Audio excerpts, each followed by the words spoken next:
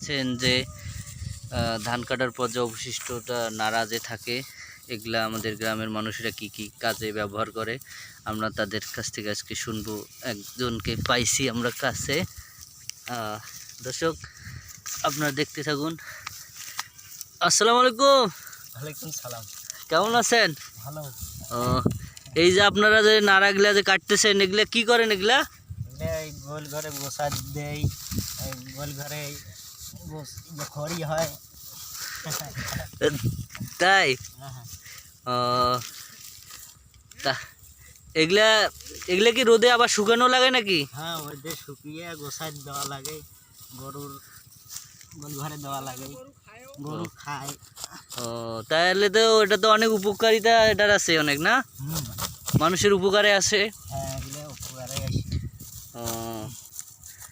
তা এটা যে পুরাটা ডাঙ্গাটা আছে, এটা কি পুরাটা শেষ করে দিবেন নাকি? হ্যাঁ, এটা দেখি ওটা পুরোটা শেষ করি যদি পাই। শেষ করে দেওয়া যাবে? কাটতে কাটতে কয়দিন লাগবে এটা পুরা ডাঙ্গাটা শেষ করে দিতে?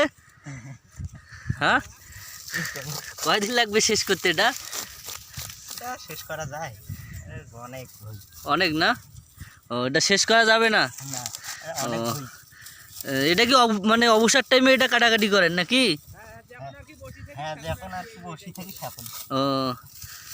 এটা অবসর টাইমে করা হয়।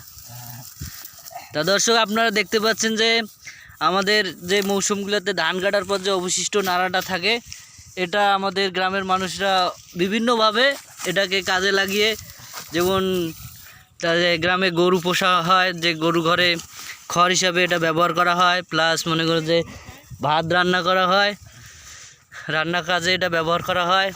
আবার মনে করো যে এটাকে পচানোর পর জমি বাড়িতে আবার দেওয়া হয় সার হিসাবে, জৈব সার হিসাবে। এই হচ্ছে গ্রামের দৃশ্য। দেখছেন এটা পুরোটা এভাবে কাটতেছে। হ্যাঁ, এটা আসলে খুব গুরুত্বপূর্ণ একটা বিষয়। তা দর্শকদের উদ্দেশ্যে বলবেন যে আমাদের চ্যানেলটা একটু সাবস্ক্রাইব করে রাখবেন। আমাদের দর্শকদের উদ্দেশ্যে একটু বলে দাও যে এই চ্যানেলটা একটু সাবস্ক্রাইব করবেন।